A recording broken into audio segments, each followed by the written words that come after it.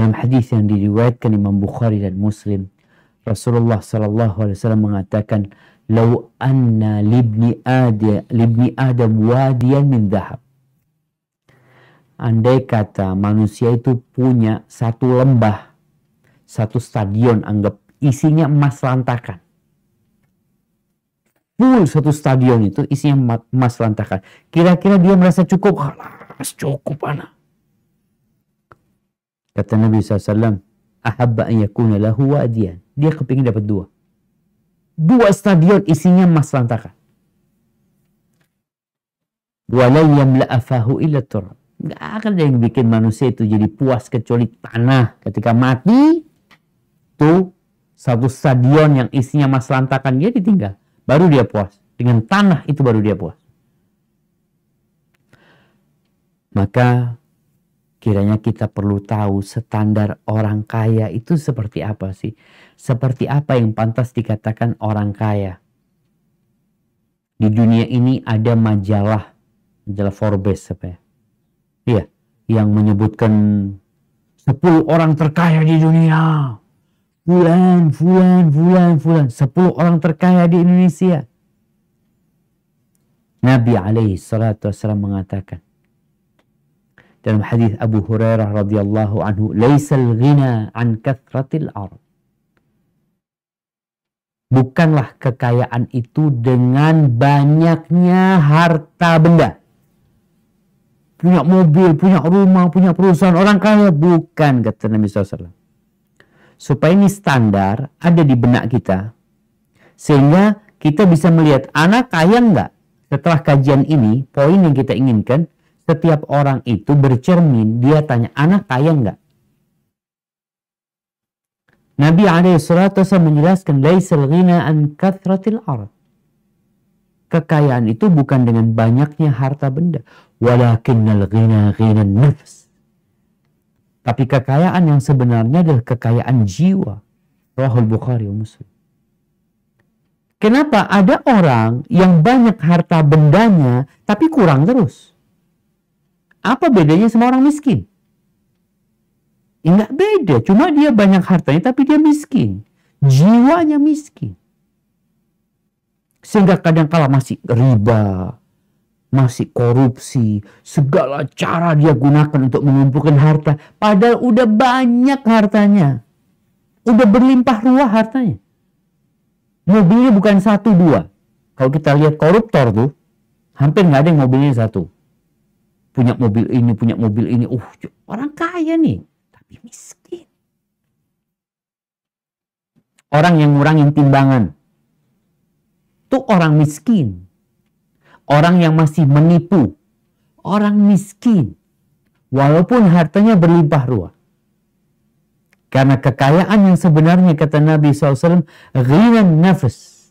Di mana merasa cukup dengan apa yang Allah berikan kepada dia. Punya semuanya. Itu kekayaan. Jadi boleh jadi orang itu nggak punya motor, nggak punya sepeda, nggak punya mobil. Tetangganya punya mobil, punya motor, punya sepeda, punya semuanya. Tapi ternyata yang lebih kaya itu yang miskin ini. Yang nggak punya mobil lebih kaya. Karena dia menerima dengan apa yang Allah berikan. Abu Dzar radhiyallahu ta'ala anhu. Pernah dia duduk sama Nabi. Nabi berkata kepadanya, afatara qillatal mali huwal faqr. Apakah menurutmu sedikitnya harta adalah kefakiran? Qultu na'am ya Rasulullah. Kata Abu Dzar, iya, di tempat kita kalau orang nggak punya harta itu fakir. Sedikit duitnya fakir.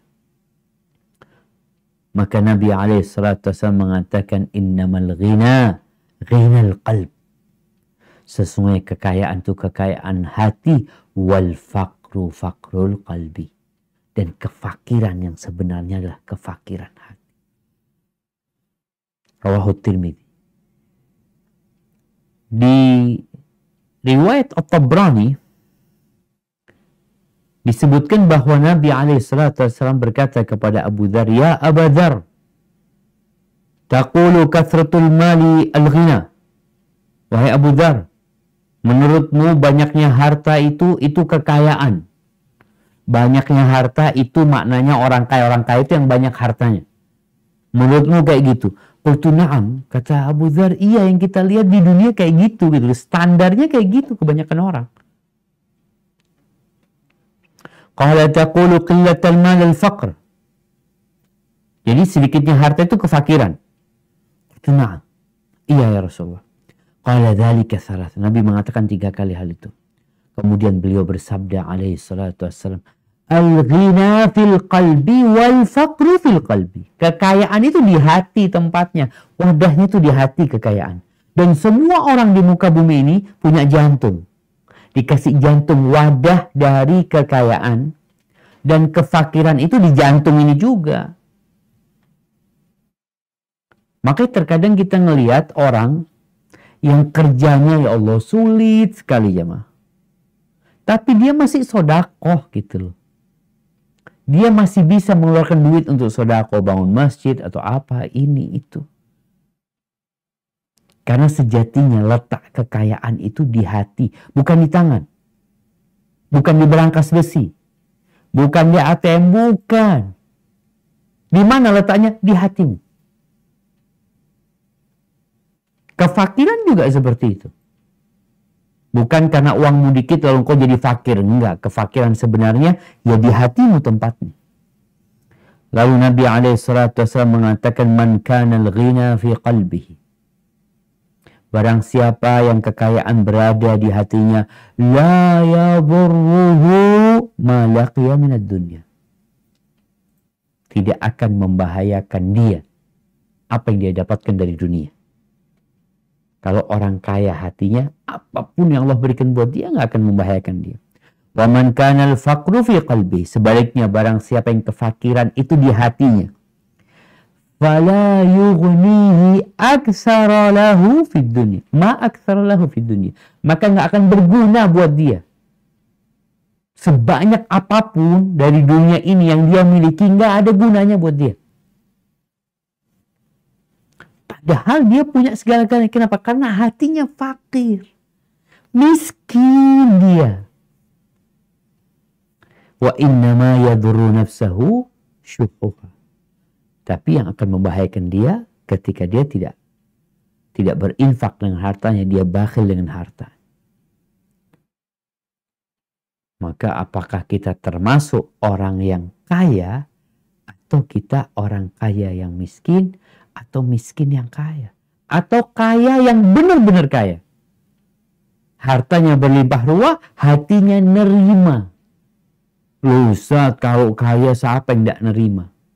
Nah, orang kaya itu masih ingin menambah, yang terkadang melakukan segala cara. Makanya kita berpikir dahulu orang kaya itu enak udah. Enak apa? Enak ibadahnya. Karena udah banyak hari dia nggak mikir besok mau makan apa. Jadi dia sholat malam itu bisa panjang. Karena dia nggak mikir pagi harus berbuat ini dan itu nggak. Dia udah ada semuanya. Tapi ternyata ada orang yang banyak harta bendanya nggak bisa sholat malam. Ada orang yang punya mobil nggak pernah sampai ke majelis ilmu. Ada kajian di masjid nggak pernah nyampe. Dia punya mobil. Pernah nyampe. Ternyata hartanya memperbudak dia. Seharusnya dia yang mengatur hartanya.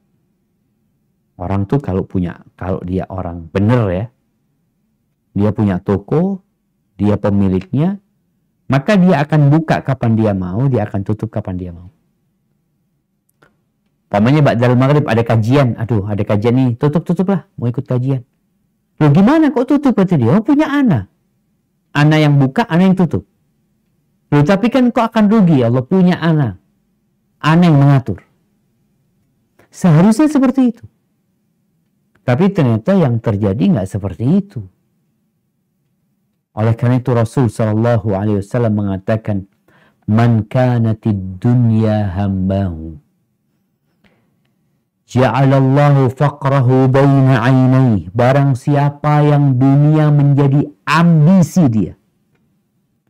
Ambisinya dunia. Yang ada dalam benak dia dunia, mau tidur mikirin dunia, bangun tidur mikirin dunia, gerak gerik dia, waktu dia, time is money. Buat dia semuanya dihitung dengan harta. Kalau ada orang yang seperti ini, apa yang akan Allah berikan kepada dia hukuman? Ja'alallahu faqrahu baina ainai. Allah akan menjadikan kepada orang yang berambisi dunia ini kefakiran berada di antara kedua matanya. Dia memandang melihat ke sana kemari yang ada takut miskin.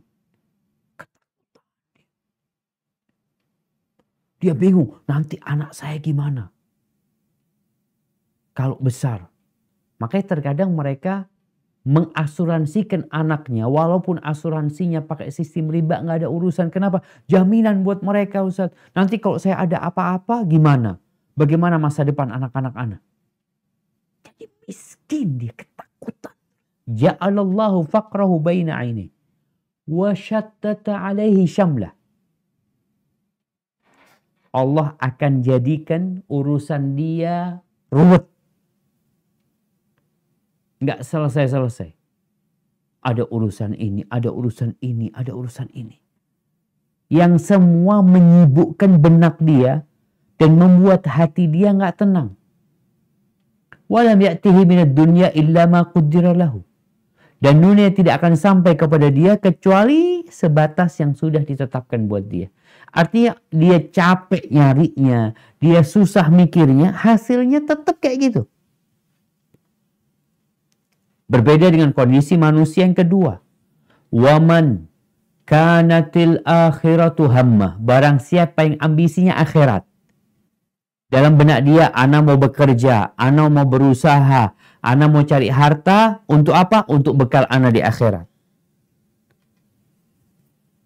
Kenapa? Ana perlu berangkat haji, ana perlu sedekah. Yang ada dalam benak dia ketika dapat uang, akhiratnya dipikirkan.